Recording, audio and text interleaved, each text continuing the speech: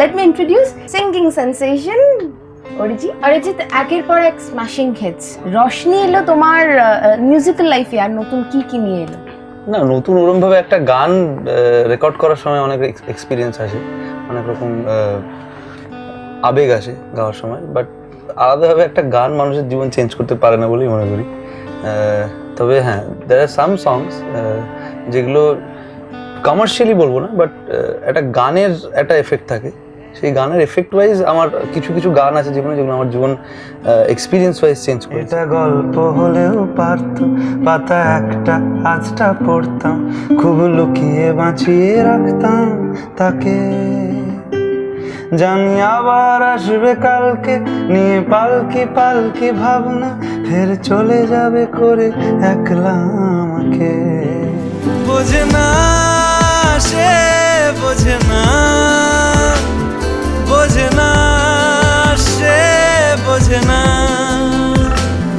বোঝে না সে, বোঝে না, বোঝে না সে, বোঝে না, বোঝে না, বোঝে না, বোঝে না, বোঝে না, বোঝে না, বোঝে না। অরিজিৎ, তুমি এর আগে বোধহয় you did the music video. I didn't do the music video, he forced me to do the music video.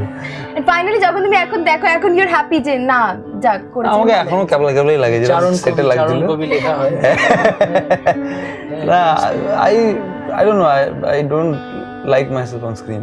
Video শুটের আগের দিন আমরা শপিং করতে গেছিলাম, সেটা ভালো ছিল। হ্যাঁ, ওটা ভালো ছিল। আর ফাইনালি আমি পৌঁছেছিলাম, এটাই অনেক, কারণ আমি অনেকবার প্ল্যান করছিলাম রাত 4টার আগে যাতে আমি ফোন অফ করে দিয়েছিলাম।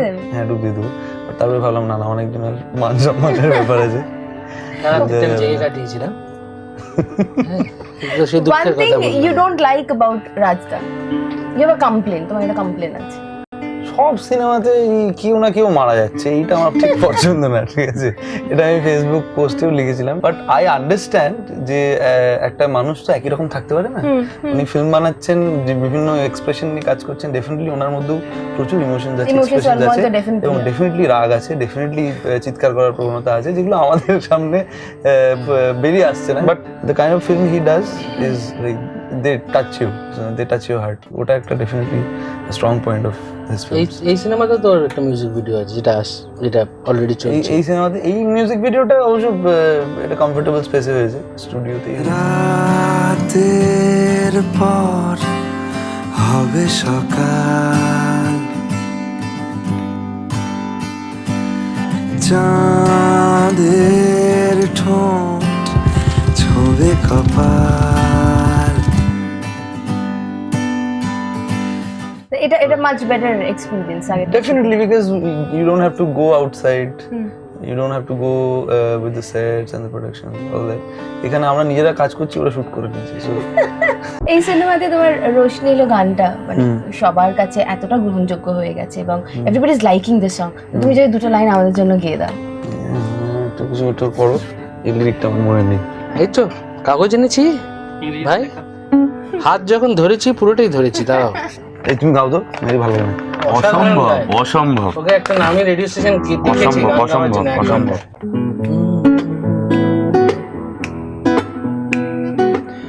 আয় আয় আয় রে তোরা, আয় আয় শিখবি ওরা, দিন এসেছে রামতামোরা। রাতের কোলে বর্ষারি মতো নেমে আসে ঝিরি ঝিরি, কত রং বাহারে সব যায় রে ছাপিয়ে। হাসি হাসি মুখে মুখে যেন ভরসা ভরসা জাগে বুকে, ওঠে হাসি হাসি মুখে মুখে যেন ভরসা ভরসা জাগে বুকে। যারে যারে যা তোরা দৌড়ে যা, গারে গারে গা, জানাচ্ছে কানাচ্ছে আলো মেখেছে সবাই।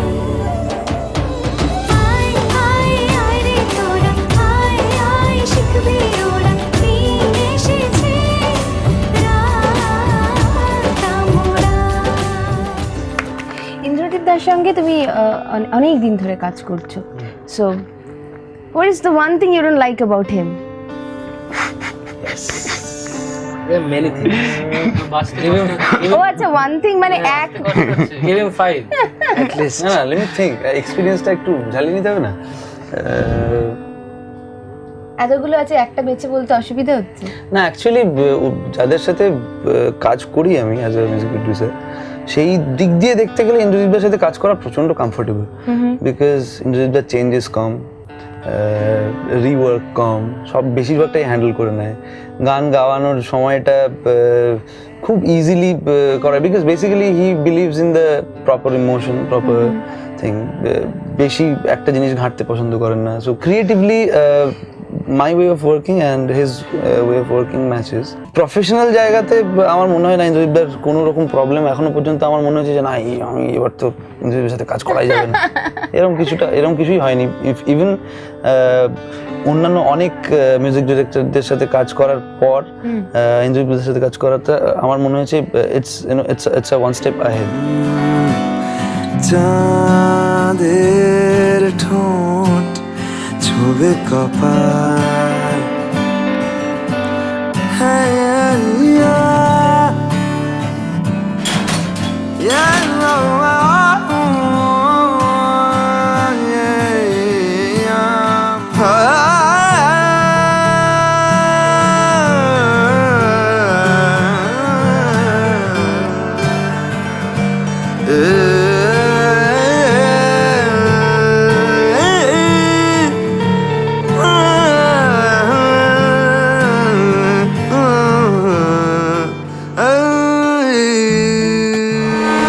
মাস্টারদা হ্যাঁ